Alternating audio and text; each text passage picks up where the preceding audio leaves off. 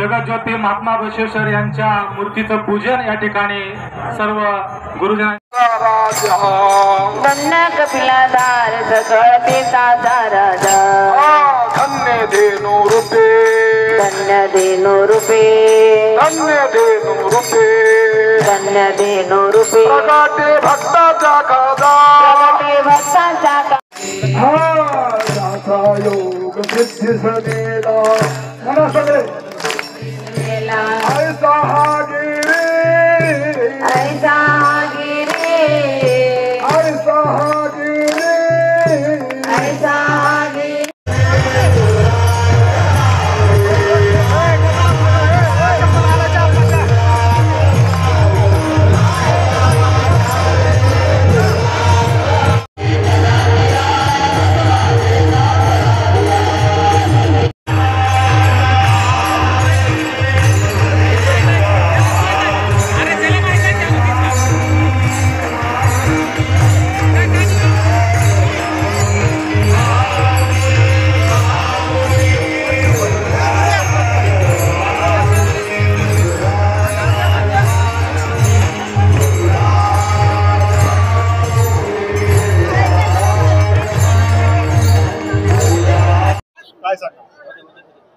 खरं तर राष्ट्रसंत डॉक्टर शिवलिंग शिवाचार्य महाराज अहमदपूरकरांनी ही परंपरा 71 वर्षापूर्वी सुरुवात केली आणि आज शेकडो दिंड्या कपिलधार या ठिकाणी येत आहेत आणि शिवा संघटनेची स्थापना 28 जानेवारी 1996 ला झाली। तेव्हापासून शिवा संघटनेचा राज्यव्यापी मेळावा घेण्याची ही परंपरा या ठिकाणी आम्ही सुरुवात केली आणि 2002 सालापासून कपिलधार या ठिकाणी पंढरपूरप्रमाणे महाराष्ट्र सरकारच्या वतीनं शासकीय महापूजा सुरुवात करण्याची परंपरा शिवा संघटनेने सुरुवात केली।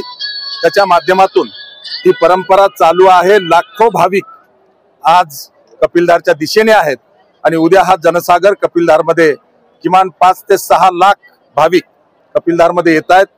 त्यांचं दर्शन होईल आणि त्यानंतर शासकीय महापूजा दुपारी 4 वाजता आणि त्यानंतर शिवा संघटनेचा राज्यव्यापी मेळावा संपन्न होणार आहे। खरं तर दुर्दैवाची बाब आहे 3 राज्यात।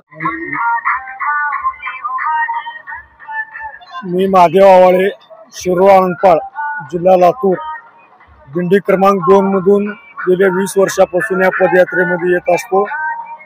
लिंगायत वीरशैव समाजाचे महान धर्मगुरू युगपुरुष राष्ट्रसंत डॉक्टर शिवलिंग शिवाचार्य महाराज यांच्या प्रेरणेने निघालेली ही 71वी भक्तिस्थळ चापोली ते कपिलधार ही पदयात्रा आज अंतिम टप्प्यात आलेली असून उद्या पौर्णिमेच्या निमित्तानं संत शिरोमणी मनमथ माऊली यांच्या संजीवन समाधीचं दर्शन घेण्यासाठी सर्व भाविक भक्त अत्यंत भक्तिभावाने आणि श्रद्धेने कपिलधारकडे मार्गदर्शन करत आहेत।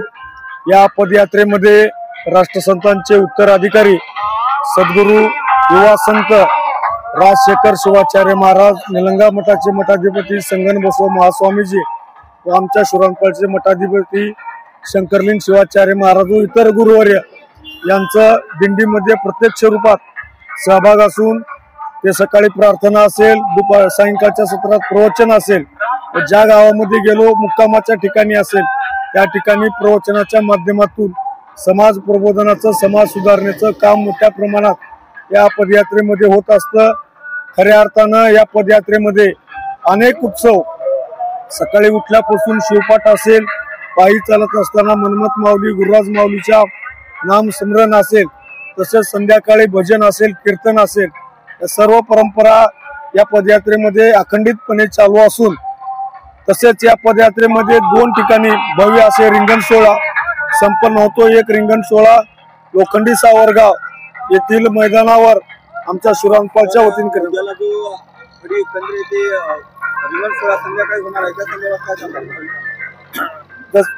मी पूर्वी जसं म्हणलं तसं पहिला रिंगण सोहळा ही लोखंडी सावरगावला होतो, दुसरा रिंगण सोहळा खडी केंद्रावर होतो. त्या रिंगण सोहळ्याचं सुंदर नियोजन आमच्या लातूरचे समाज बांधव पूर्ण समाज त्या ठिकाणी करत असतो आणि त्या ठिकाणी सर्व गुरुवर्य तर रिंगण सोहळ्यामध्ये सहभागी असतात. हजारोच्या संख्येने भाविक भक्त असतात आणि राजशेखर गुरु शिवलिंग शिवाचार्य महाराज हे अश्वावर बसून त्या ठिकाणी रिंगण सोहळा करत असताना तो सोहळा पाहण्यासाठी भाविक भक्त प्रचंड प्रमाणात आतुर आहेत. उद्या आज सायंकाळी 6 वाजता तो रिंगण सोहळा होणार आहे. त्याही रिंगण सोहळ्यामधून समाजामध्ये एक ऊर्जा निर्माण होते. मनमत माऊलीच्या संदर्भात त्या ठिकाणी भावना, अस्मिता आणखी मोठ्या प्रमाणात निर्माण होऊन संप्रदायवाढीचा त्या ठिकाणी असते.